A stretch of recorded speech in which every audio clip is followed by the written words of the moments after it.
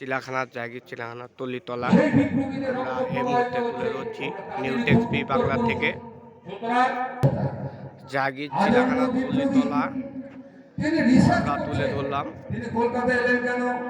তিনি কলকাতা বাংলার বিপ্লবীরা ব্রিটিশ রাজশক্তির বিরুদ্ধে অ্যাকশন করে, তাকে বিপ্লব জারি করে পড়ে সেগুলোকে চাক্ষুষ সশরীরে দেখার জন্য গেলেন।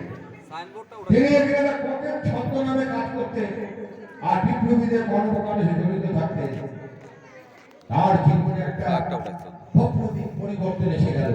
কি সেই পরিবর্তন? স্বামী বিবেকানন্দের কথা, man making is my mission. মানুষ তৈরি একটা পরিবর্তন আসলো। যে দেশে সূর্যের আলো অপ্রকট ভাবে পড়ে, যে দেশে উত্তরে হিমালয় আমাদের অত্যন্ত প্রহরীর মতো পাহারা দিচ্ছে, যে দেশে দক্ষিণে সাগর, যে দেশে মা কালী, মা দুর্গা, শিব স্বয়ং আবির্ভূত হয়েছে, যে দেশে মা কালী ধর্মদে অসুর বধ করেছে, সে দেশ কেন বারবার পরাধীনতার শৃঙ্খলে আবদ্ধ হচ্ছে? কারণ কি? আমাদের তো জ্ঞানের অভাব নাই, আমাদের তো জনবলের অভাব নাই, আমাদের তো সম্পদের অভাব নাই।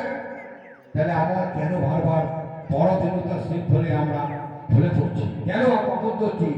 তিনি দেখলেন ডাক্তারজি যোগ্যতার সঙ্গে যখন যাত্রা মেডিকেল কলেজ থেকে ডাক্তার ভিকুয়াকে যখন দেখে বলল, প্রিন্সিপাল তুমি বাইরে যাও, চাকরি করো, তোমার অফার আসছে, তিনি সবিনয় সেই প্রস্তাব প্রত্যাখ্যান করলেন। প্রিন্সিপাল অভাব হয়ে গেল।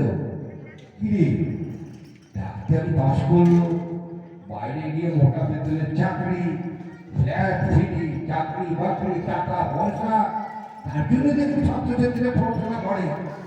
এ কেন কি পাগল নাকি? তুমি এই সুযোগ নেবে না? বলেন না, আমি সুযোগ নেব না। আমি হিন্দু সমাজের মধ্যে যে অনৈক্যের ব্যাধি, যে আমাদের মধ্যে বিভেদ, সে বিভেদের রোগটাকে দূর করে আমি সংঘবদ্ধ হিন্দু সমাজ তৈরি করার জন্য নিজেকে আত্মনিবেদন করব। তিনি কলকাতা থেকে চলে গেলেন মহারাষ্ট্রে।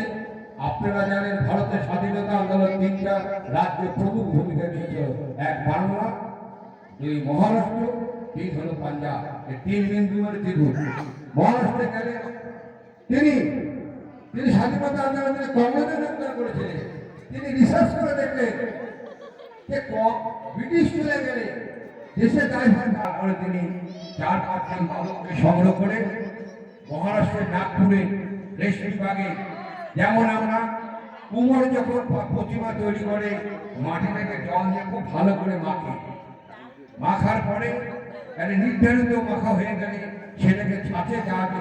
যদি মা কালী মূর্তির ছাঁচে দেয়, যেটা মায়ের মূর্তি হয়। শিবের ছাঁচে সেরকম বাচ্চাদের মন করা নরম এবং কোমর, তাদেরকে নিয়ে তিনি শাখা করা শুরু করলেন। যেখানে শাখা করে তাদেরকে শারীরিক এবং মানসিক বুদ্ধিকে তৈরি করলেন।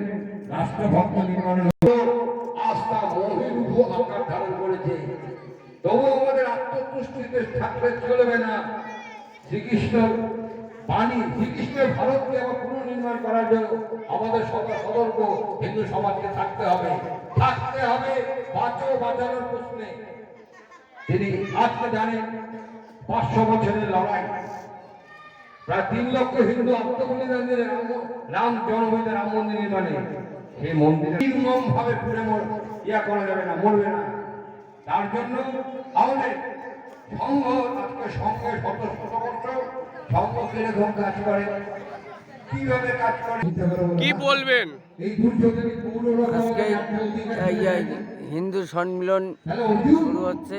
হিন্দুদের বর্তমান সংকট অবস্থা, তাই সংকট অবস্থা থেকে মুক্তি পাওয়ার জন্য আমরা হিন্দুরা সব ঐক্যবদ্ধ হয়ে আজকে এখানে পল্লীতলায় সেই হিন্দু সম্মিলন করছি। এই সম্মিলনে আমরা গীতা পাঠ, ভাগবত পাঠ এবং ভারত মাতার ছবিতে মাল্যদান এবং রাধা গোবিন্দকে মাল্যদান করে আমাদের অনুষ্ঠান সূচি শুরু হয়েছে। এখানে কীর্তন এবং সাময়িক কিছু বক্তব্য শুরু হচ্ছে। জায়গাটার নাম কি? জায়গাটার নাম জায়গির চিড়িয়াখানা তল্লিতলা। দাদা আপনার নামটা কি? আমার নাম রমেন রায়। আমাদের নিউ টেক্সপি বাংলা থেকে অসংখ্য আপনাকে ধন্যবাদ জানাচ্ছি।